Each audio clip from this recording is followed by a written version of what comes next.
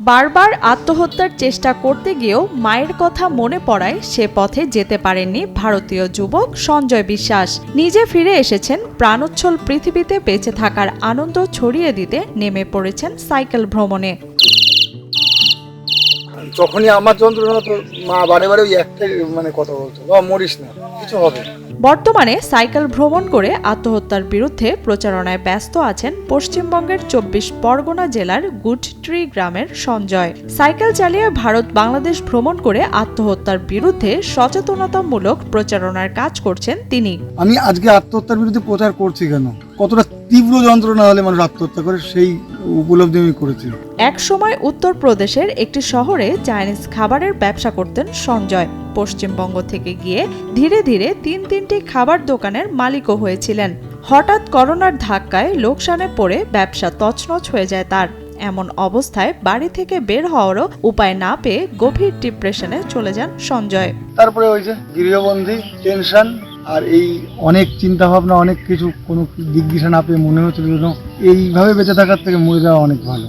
একসময় ঘুমের ট্যাবলেট খেয়ে সঞ্জয় আত্মহত্যা করতে গেলে সেবার পাশের ফ্ল্যাটের পরিচিতরা এসে বাঁচিয়ে দেন তাকে, কিন্তু ডিপ্রেশনের হাত থেকে রেহাই মেলে না তার।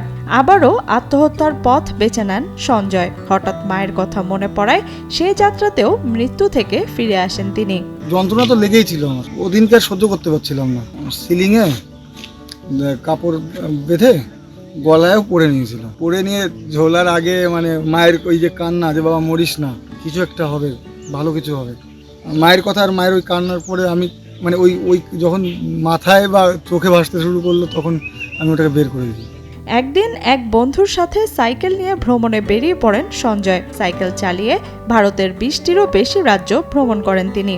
এমনকি বাংলাদেশের 51টি জেলায় ঘুরেছেন সঞ্জয়। ভ্রমণের সময় স্থানীয় বাইকার এবং সাইক্লিস্টদের সহযোগিতা নিয়ে বিভিন্ন স্কুল, কলেজ বা রাস্তাঘাটে মানুষের মাঝে জীবনের প্রতি যত্নবান হতে শেখান তিনি। টেনশন আছে প্রচন্ড পরিমাণে কোনো বিষয় নিয়ে, তাকে শুধুমাত্র একটু কাঁধে হাত দিয়ে বলে বন্ধু সঙ্গে আছে, সঙ্গে থাকার দরকার নেই, মানুষ চাই একটু সাহারা। যদি কোনো মা মারা যায় সেই বাচ্চার সে তার বাবার কী অবস্থা, বা যদি বাবা মারা যায় তাহলে মায়ের আর বাচ্চার কী অবস্থা, এগুলো দেখার পরে একটা জায়গায় উপনীত হলাম যে আত্মহত্যা করলে সমস্যার কোনোদিন সমাধান হয় না।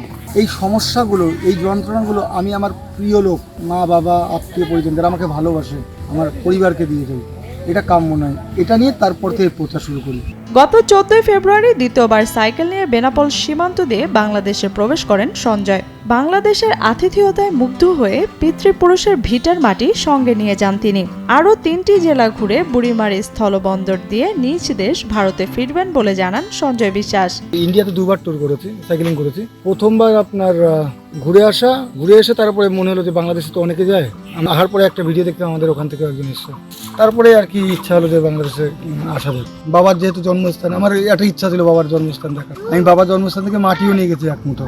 এদিকে সঞ্জয়কে পেয়ে খুশি স্থানীয় সাইক্লিস্ট ও বাইকাররাও। তারা সব ধরনের সহযোগিতা করছেন বলেও জানান অনেকে। সঞ্জয় কুমার দাদা, যিনি কিনা ভারতের 28টি রাজ্যের মধ্যে ইতিমধ্যে 26টি রাজ্য ঘুরে দেখেছেন। বর্তমানে তিনি আমাদের বাংলাদেশে এসেছেন বাংলাদেশের 64টি জেলা ঘুরে দেখার জন্য। তার 51তম জেলা হিসেবে তিনি এসেছেন আমাদের পঞ্চগড় জেলায়।